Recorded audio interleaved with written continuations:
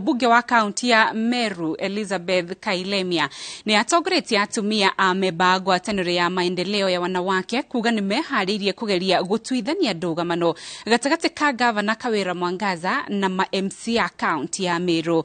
Gũkĩrĩ ũguo mbunge Kailemia aroria ma-MCA na Ngabana Mwangaza metĩkĩre kũgĩa na ũrũmwe kuona ngayũkano yao ĩkũrehe muku na ituĩke ihera kũrĩ mũingĩ wa kaunti ĩno.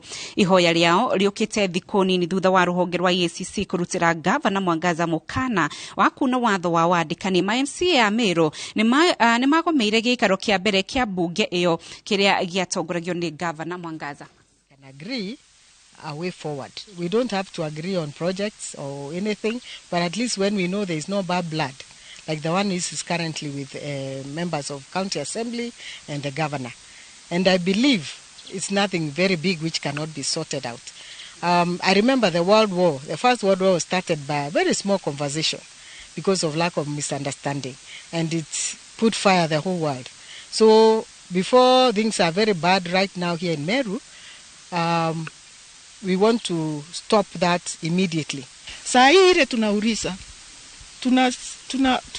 tunajiweka chini kama akina mama, tunanyenyekea kabisa kwa Kawira, tukiuriza hata mbunge ya kaunti bila pesa hata tufanye nini kasi itawezekana. Kwa hivyo waweze kupitishia Kawira ile bajeti yake, waweze kumpitishia wale ma-CECs wake na ma-PS, ndio pesa iweze kuja Meru County.